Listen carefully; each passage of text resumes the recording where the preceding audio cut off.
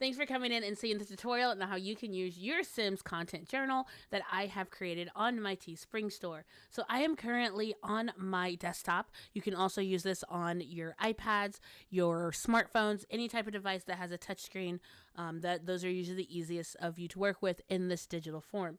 So you will be getting a digital concept of our Carrie journal. The Carrie journal is a sim of which I created that I adore, but then also this journal is beginner friendly with some of the challenges that I've posted and with a list of the cheat codes that are very popular and what a lot of us seasoned simmers use.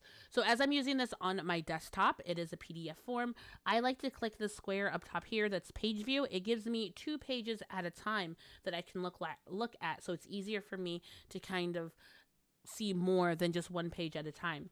So as we're scrolling here, there's multiple things you can do. I'm on my desktop, so my screen is not a touch screen, but I can go in and draw and write my name manually if I would like to, or I can go in and let's erase that. I can go in and actually put a text box, so then I can type in my name that I would want to. And it gives you all the things of if you want to make it bigger, if you want to change the color. So you have a lot more access to what you want to do with that when you're doing things digitally. And then, of course, when you don't want that, and then you can stretch it out if you want it to be a little bit more center, you can drag it, move it like this. So there's a lot of things you can do digitally with this planner if you've never had a digital planner before. And then if we don't want it, we just delete it. So now what we're going to do is we're going to go down and I'm going to show you how you can actually utilize a lot of this planner. So of course we can go in and do all the drawing, the erasing, the texting. Even if you wanted to highlight something, if you want to highlight, this highlighter is there, and it can work the same where if you want to highlight something, you would just highlight just like with any other thing, and then you can go in and erase that. So one of the exciting things that I'm excited about having this planner is that with so many pages that it has, usually we would go through a scroll, and we're trying to get to the page that we want, because I do offer quite a few pages for you to utilize in this. By using the table of contents right here, you can actually click on any of these categories and it will jump you to where you want to go. So if I want to go to my story challenges, I'm just going to click on my story challenges and it's going to take me to the page that I want to get to. Now, say once I get here, I check mark, type in the date I completed the item, and I'm done with this page. I don't need to go to the build challenges. I'm done. I want to go to something else. Instead of scrolling, I've put in the bottom right-hand corner the table of contents. So now you can click back and it'll take you right back to your table of contents. That's one of the features that I probably was most excited about, because trying to scroll through a ton of pages and I couldn't get to it, it was kind of getting to me.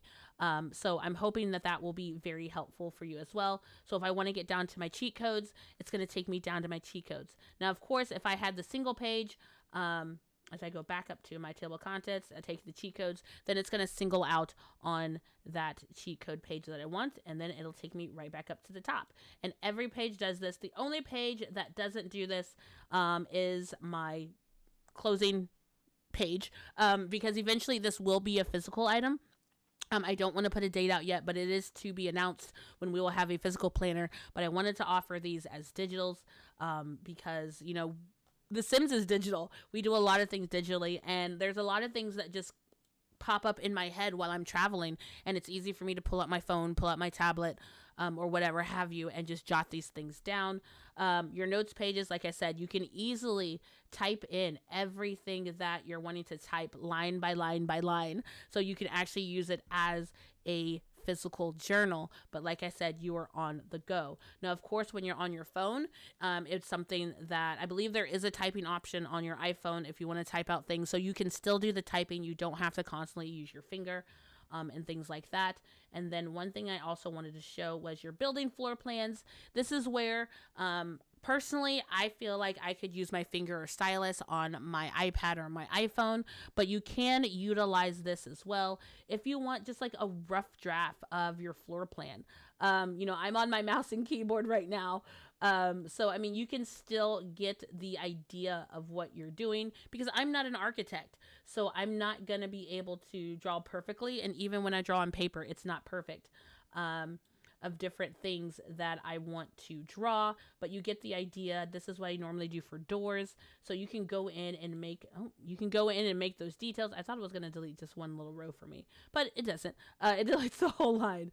But then you can go in, and I feel like you can utilize these pages a lot more by doing that. But you do get a range of pages to kind of doodle on and take notes on if you are a builder. So I hope you enjoy this. Can answer any questions that you may have. Right now we will have 2 journals available. Like I said, this one is a little bit more for beginners, but anyone's welcome to get it. The second journal I will be posting up doesn't go deep into detail. You do get a couple more pages, a little bit more for seasoned simmers. So I hope you appreciate this, and happy simming. Dag dag.